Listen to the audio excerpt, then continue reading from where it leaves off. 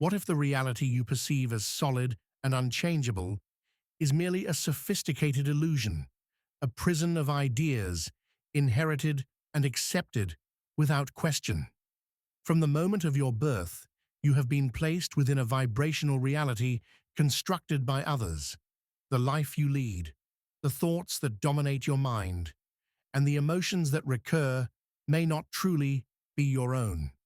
They are echoes of a collective mental system that imprisons subtly without the appearance of confinement. This reality, which seems so tangible, is an illusion, a simulation maintained by unconscious beliefs that keep you trapped in cycles of fear, scarcity, and repetition. The secret, understood by few, is that you possess the power to manifest change precisely because this reality is not fixed. Awakening begins with the realization that your power lies not in your actions, but in your vibration.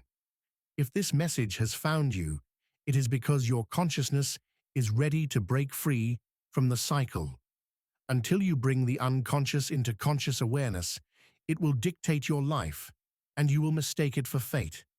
What if your inner light was dimmed before you even learned to use it? From your earliest moments, the world has shaped you. Your appearance, words, expectations, and rules, all programmed to make you conform to pre-existing standards and ideas. You were not taught to discover your true self. You were trained to adapt. Gradually, without realizing it, your power was constrained, labeled, and silenced. This process was not cruel or violent, but gentle, reinforced by conditional praise and rewards for obedience, with subtle punishments for showing too much of your true self.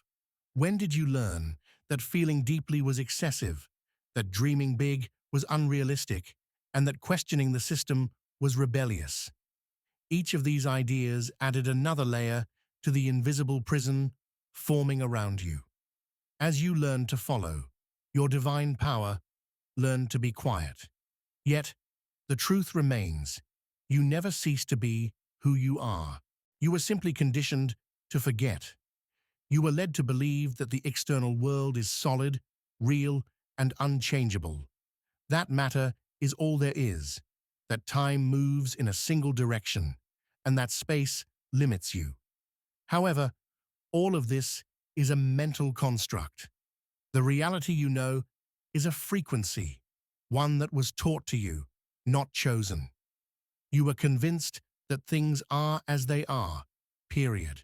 But this reality, which feels so concrete, is actually a vibrational mirror reflecting what is emitted.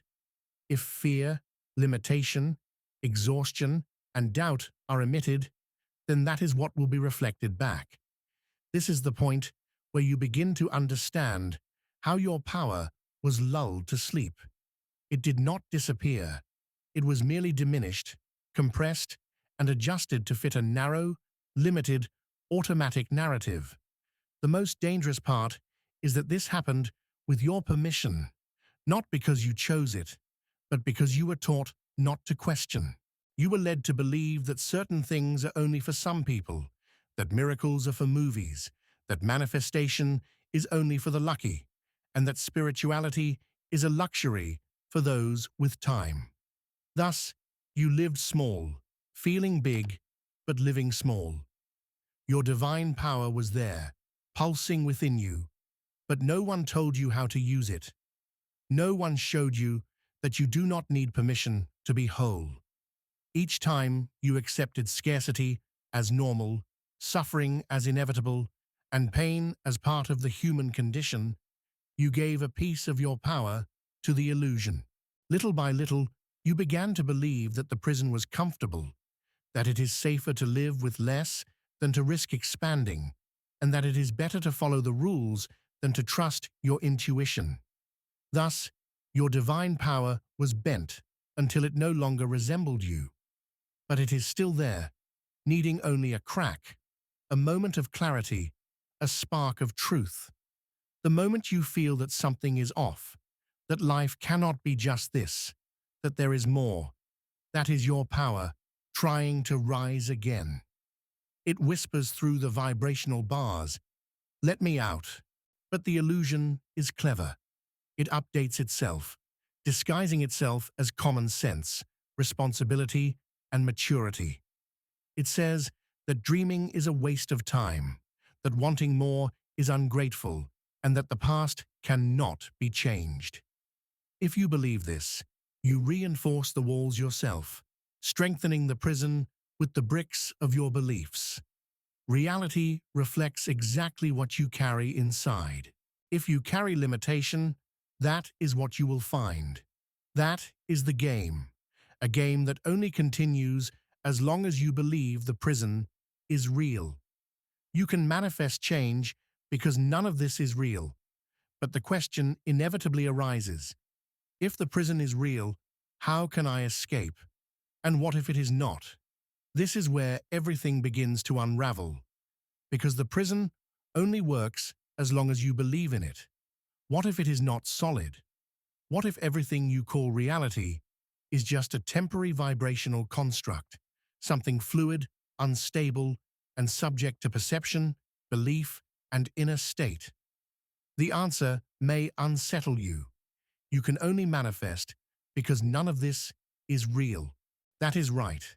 The only reason you can change your experience, rewrite your story, and transform your life is because what you see, touch, and call reality is not fixed, absolute, or eternal. You live in a field of illusion, but not in the shallow sense. It is an energetic, mental, symbolic illusion. A setup built on the frequencies emitted by you and billions of other consciousnesses. It is a stage, a hologram, and this stage reshapes itself every instant according to the dominant vibration of your being. There are no concrete walls holding up what you call the world. What holds it together is belief, vibration, and observation. This is why modern physics has begun to admit what the ancients already knew. Reality responds to the observer. Particles change behavior when measured.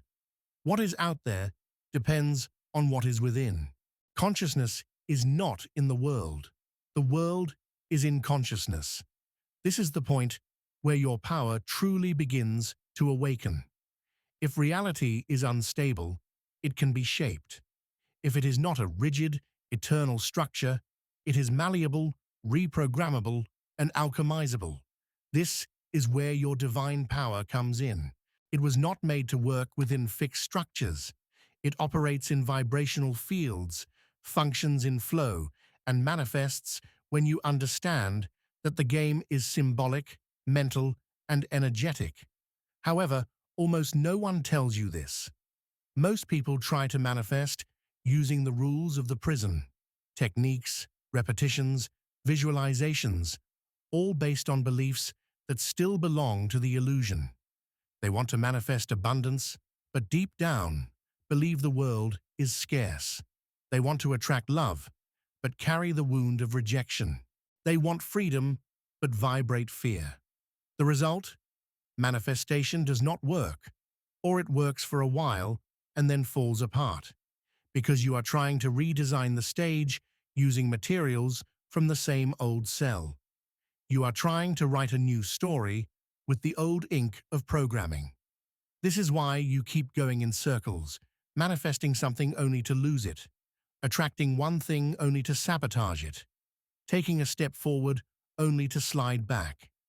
You are using your power based on the laws of the prison, not the laws of consciousness. True manifestation does not happen when you force the world to change. It happens when you change the field where the world is projected. It is like changing the lens of a projector. There is no point in fighting the images on the screen. What you see out there is only a reflection of what you emit within. But this requires a break, a stopping of the way the illusion taught you to think. It requires no longer using your power to adapt to the prison, but to dissolve the bars. This break is not external. It begins as a point of silence, an internal space where, for a moment, you stop believing in everything, where you question the foundation of your reality. From there, the stage begins to shift. The situations around you start to change. The people who used to vibrate with you disappear, and new ones appear. Reality, which once felt so solid, starts to give way because it was always malleable. It just needed you to stop repeating what you were taught and start vibrating the truth buried within you. Here is the truth. You might be trying to manifest using someone else's energy. Even with good intentions, awareness, and effort, you could still be vibrating within someone else's past, within ideas that are not yours, within dreams that do not belong to you.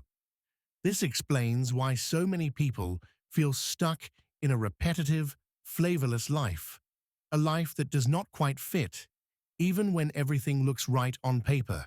Have you ever stopped to think that most of your reality was inherited?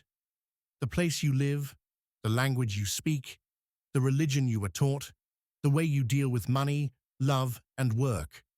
All of it was absorbed before you even knew who you were. These mental codes entered without permission through voices you trusted: parents, teachers, leaders, media. It is not that they had bad intentions, they were just repeating what they had inherited too. This chain of repetition is ancient, passed from mind to mind like a vibrational echo that no one ever stopped to truly listen to. When you do not question this echo, it becomes your identity. You start thinking that you are someone anxious, limited, insecure, and small. But none of that is you. It is the build-up of unresolved vibrations passed down through generations. Now they are in your field, and everything you attract, everything you call your life, responds to those frequencies. Here is the most subtle and dangerous detail. Those vibrations from someone else's past are so old and familiar that they feel natural. You do not even realize you are carrying your mother's pain, your father's fears, your lineage's unresolved failures, and your collective's traumas. Without a point of awakening, you will keep trying to manifest a new reality within someone else's emotional architecture. It is like trying to build a sacred temple on ancient ruins without ever clearing the ground. The foundation is still contaminated, and no matter how beautiful it looks on the outside, something does not hold, something collapses, and you blame yourself, not knowing that what is failing is not you, but the inherited foundation. This is why so many people keep repeating stories they hate, but cannot break free from. Always the same type of relationship, the same professional frustration, the same fear around money. It is as if everything has already been programmed, running in the background, determining what is possible and what is not. And it has, because without awareness, the collective programming keeps running the script. But the question that changes everything is this: what if you stopped repeating? What if you stopped trying to manifest from inherited pain, scarcity, and anxiety? What if you just paused for a moment to ask, did this really come from me? This goal, this desire, this fear, this urgency, is it really mine? That is where true manifestation begins, not with techniques or formulas, but with clarity, with the courage to look within and separate what is truly yours from what you have been carrying out of unconscious loyalty. Only after clearing the field does your divine power have room to operate. Until then, everything you try to manifest will be distorted by other people's noise, filtered through other people's beliefs, and limited by other people's versions. But what if, instead of replaying inherited vibrations, you tapped into who you really are? Knowing yourself is the alchemy that activates true power. This is where the alchemy begins, not the alchemy of ancient labs with flasks and external formulas, but inner alchemy, vibrational transmutation. Knowing yourself is not just a symbolic or philosophical act. It is a deep reconfiguration of your frequency. It is when you stop functioning as a reflection of the world and start radiating your own light. Self-knowledge, in its highest sense, is the point where your consciousness stops being passive and becomes active. Before, you just reacted. Now, you govern. Before, you repeated what you felt. Now, you choose what you vibrate. And that choice changes everything, because what you vibrate shapes time, and time shapes reality. You do not realize how much you operate on autopilot until you feel, for the first time, the presence of your own essence. When that happens, everything slows down. The world's noise starts to fade. The automatic reactions stop, and you cease responding to everything with anxiety, fear, and urgency. In that silence, something awakens. It is subtle but unmistakable, like a forgotten voice saying, "Now we're back." That is what the ancients called the awakening of the divine spark. It never left. It was just asleep under layers of illusion. When you access it, something inside you shifts. You no longer feel small in the face of reality. You realize that it is you who moves reality around you. You begin to affect time with your presence. And this is literal, because time is not a clock. It is vibration. If your vibration is fragmented, time around you repeats, locks, and traps you in cycles. But when you vibrate in coherence, time opens up, flows with you, and cooperates. The entire universe rearranges the pieces on the board because it responds to awakened consciousness. This is the moment when you stop being a prisoner of other people's reality and become the alchemist of your own existence. But for that to happen, you must stop looking outside, because as long as you search for external answers, you are trying to piece together a puzzle with parts that were not made for you. True alchemy begins the moment you turn your gaze inward, not to judge, not to fix, but to remember. Remember what was forgotten, your original vibration, the point before the programming. There is something in you that was never touched by pain, scarcity, or fear, something that has always been whole. That part is where the real power lies. This power does not scream, impose, or show off. It simply is. It vibrates, holds, and transmutes. It is the gold the alchemists sought, not outside, but within. The gold of consciousness, the glow of inner truth.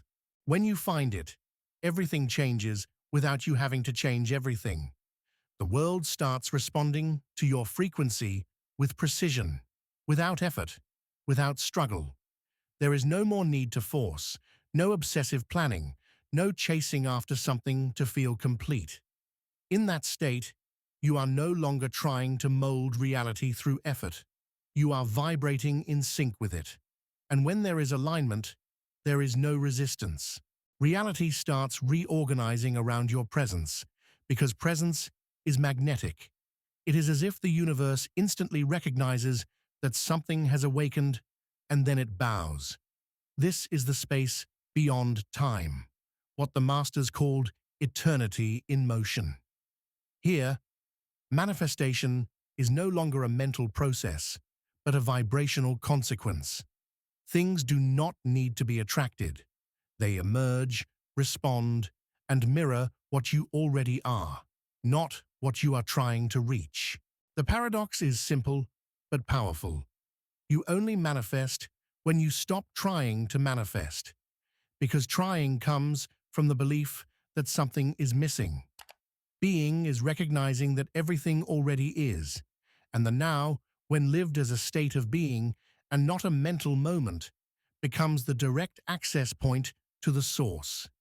You start to notice a subtle but deep detail.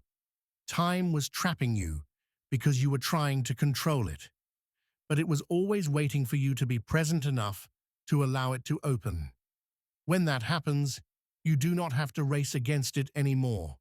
It bends to what you vibrate, because time always responds to your vibration. It does not punish you. It simply reflects back what you are holding on to right now. If you vibrate scarcity, it will show you where you still believe there is not enough. If you vibrate control, it will test you until you let go. If you vibrate truth, it opens doors no one else could open for you.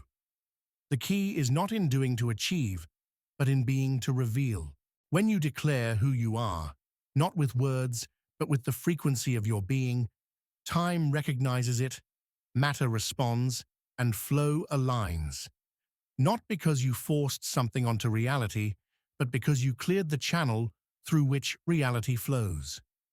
This is why ancient traditions said that awakened consciousness is the only force that masters illusion, because illusion obeys vibration, and vibration obeys presence.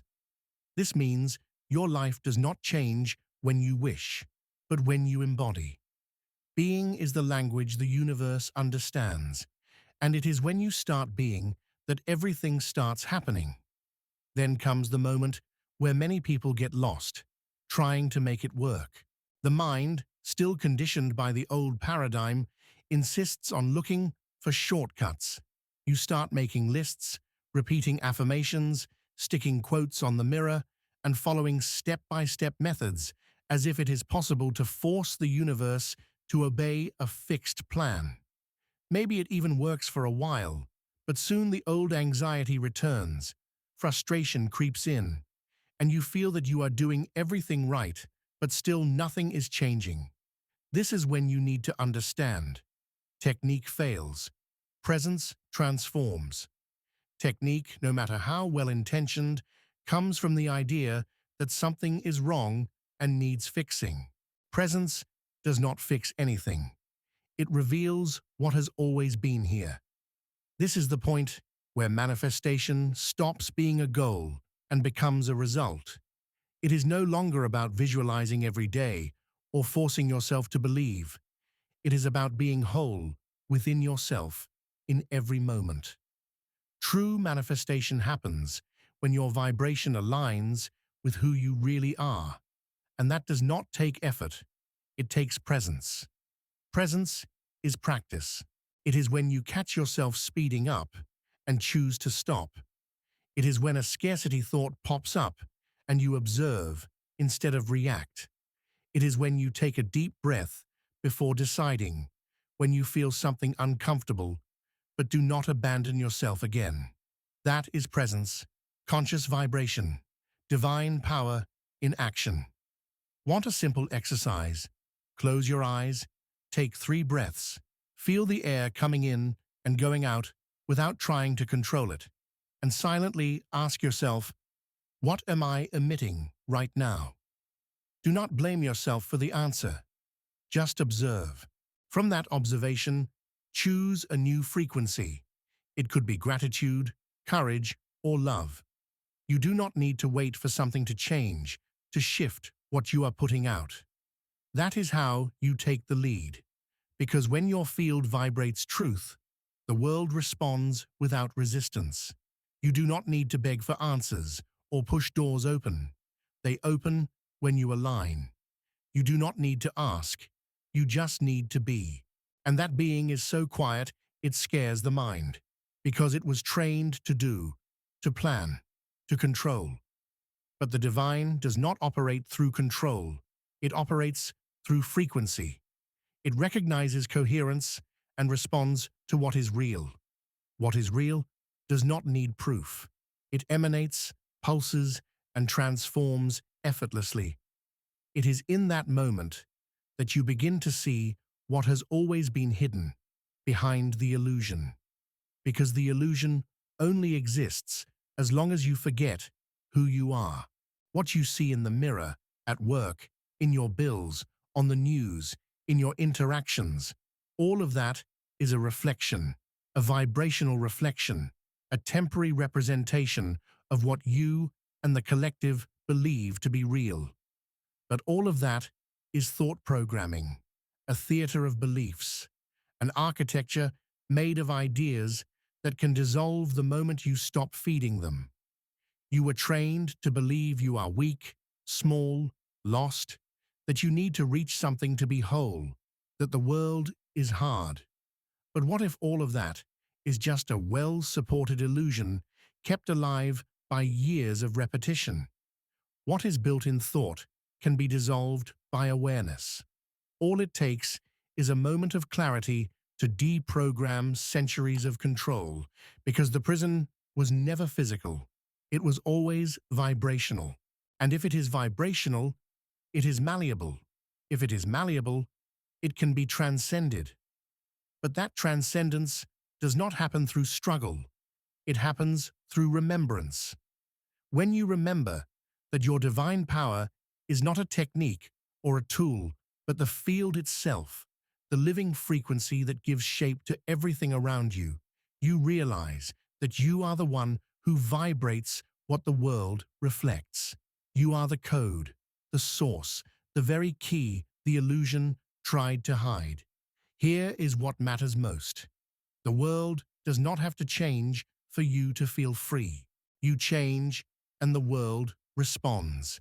If you have made it this far, it is because some part of your soul recognized that this reality is not all there is. You have already started remembering who you are. Write this in the comments. I am walking out of the prison. I want to see who else is ready to break the illusion and access their own divine power.